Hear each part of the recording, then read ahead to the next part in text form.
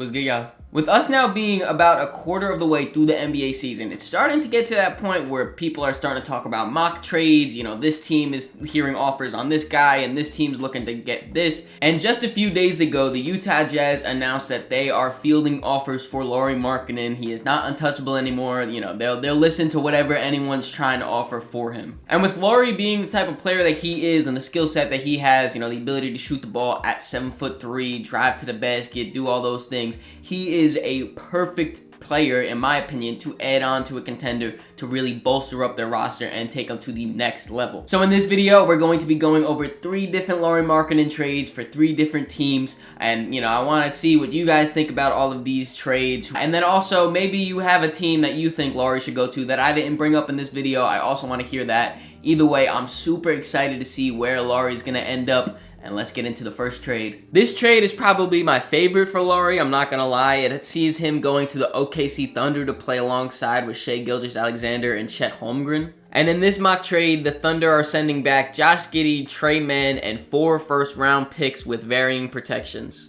I mentioned that this is probably my favorite spot for Lauri to go, but I also think it's the perfect spot for him to go, both looking for the Thunder perspective and then for him as a player. First reason is he just fits the timetable. You know, this Thunder team is a very young team that is surprising everyone by being the 2 seed right now. They really just accelerated their process for how quickly they're going to be in contention, and if they add Lauri, they even accelerate that even more. He's only 26 years old, so he's going to be able to grow with Shai and with J-Dub and with Chet and all those other guys. He also is a very high volume and efficient 3-point shooter, which is very much needed down there in OKC. Right now, they really only have like one high volume good shooter, and that's Isaiah Joe.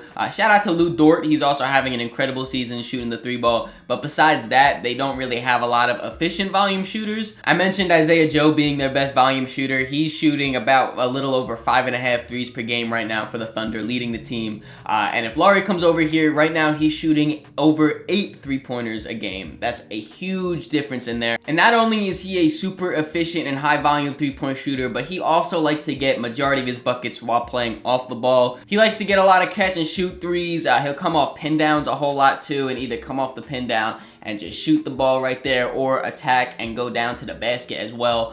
Either way though, him being such a efficient off-ball player works perfectly with OKC star Shai Gilgeous-Alexander right now. He loves to have the ball in his hands and, you know, operate, get to his spots and everything. So that doesn't take away from Shai still being able to be him, and then also Lauri can still be him while playing off the ball. And then he also can just come in and give some size to this OKC Thunder's team, which is relatively small. They're a little weird because they have such big guards, but in their front court, they don't really have a lot of size there. So Lauri, being a 7-footer, can come in and be a little bit of a twin tower lineup down there with Chet. You know, having 2 7-footers, not many teams can say that. And then also both of them are super well, you know, being able to guard the perimeter and everything. So, you know, the lateral quickness of that front court, while also the size of that, it could get pretty scary. And then when it comes from the Jazz perspective, I know there was a report saying they wanted 5-ish first-round picks. I don't know if they're going to be getting 5-ish first-round picks. Also, what the hell is 5-ish?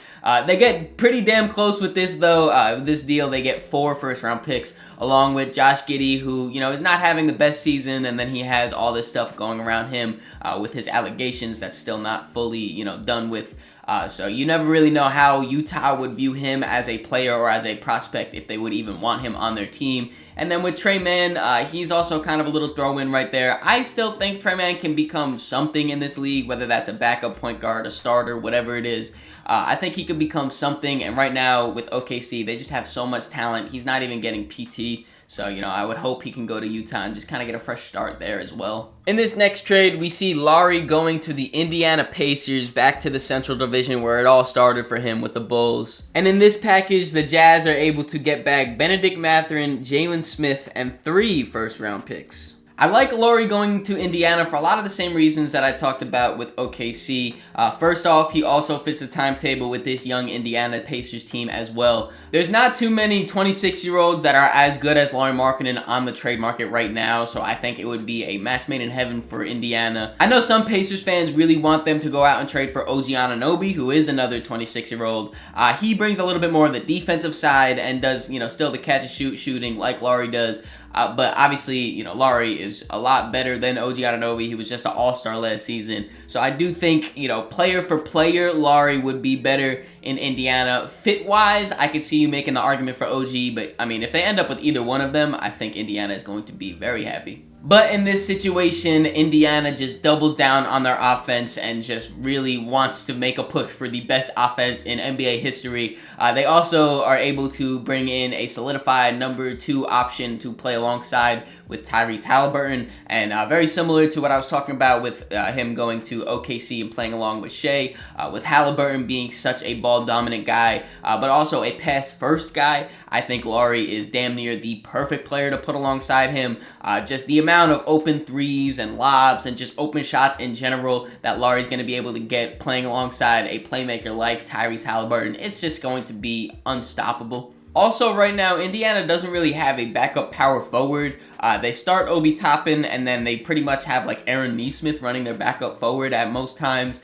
They do have Jarris Walker on their roster. They don't give him any minutes just yet. You know, they still, I guess, want him to develop before he just gets thrown out into the fire. So bringing in Lauri Markkanen in this deal would be able to slot him into that starting power forward position. Obi Toppin, unfortunately, is going to be playing behind another all-star power forward. And while that is unfortunate for Obi, it still is an upgrade by far for the Indiana Pacers. And then when you look at Utah's perspective, I definitely like the players that they get back in this deal way better than the players they get in the OKC deal. I'm pretty high on Benedict Mathurin. He was just on all rookie teams last season, and he's getting even better with that. His three-point shot seems to be taking a little bit of a step this season. He's still elite at getting to the basket and finishing. So he's a very promising wing that I'm sure Utah would love to have on their roster. And then Jalen Smith is also having an incredible season. He did just go down with, I think it's a sprained knee. So it shouldn't be anything too serious. I'm sure when he gets back, he's going to be able to keep playing at that super high level. But he has been incredible for Indiana. So I'm sure Utah would also really like to have some, solidified front court presence with Jalen Smith coming over in this deal. And they are getting less first round picks than the OKC deal. But, like I said, they're getting better players in my opinion. So, you kind of just, it depends on what they're really looking for. If they want more of players or if they want more draft capital, it depends, which deal they would accept. But I think this is a fair deal for them. And in the final mock trade that I made, we see Lauri Markkanen going over to Sacramento. The Kings have to give up Kevin Huerter, Kessler Edwards, and 3 of their own first round picks. Just like Indiana in this situation, Sacramento is just tripling down on the fact that they want to be one of the best offenses in the league. And going into a game-to-game basis, they're just thinking, we're going to outscore you. You could score 1 million. We're going to score 1,000,001.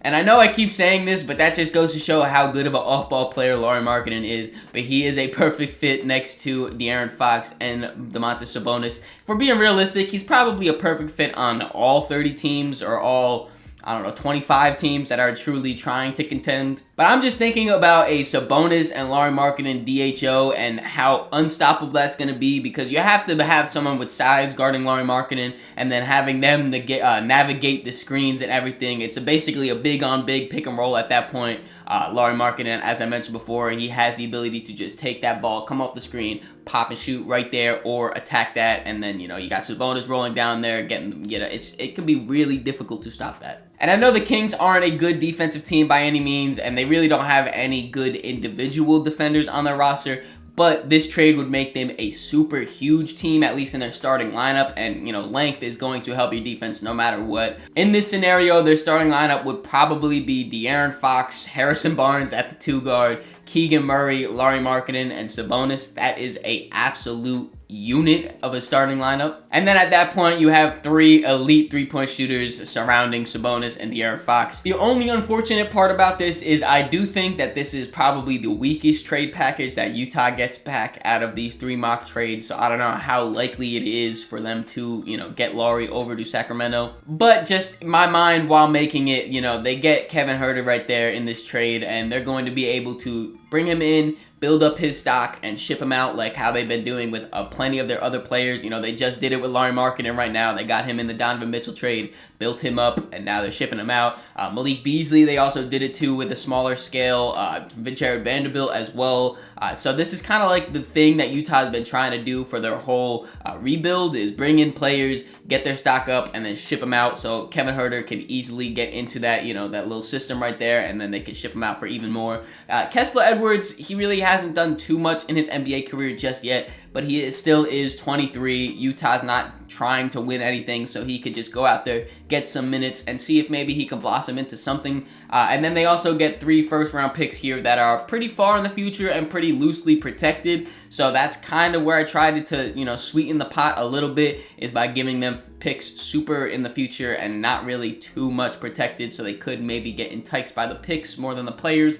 I don't really know, though. Like I said, I do think this is the weakest return that Utah gets out of the 3, but it would be really cool to see. Let me know what you guys think about all of these trades. Let me know which one you would want to see go down the most. I hope you guys enjoyed this video. If you did, make sure you leave it a like, subscribe so you don't miss the next one. In the description, there's links to all my social media, so make sure you follow me on all those to keep up to date with me. Catch y'all.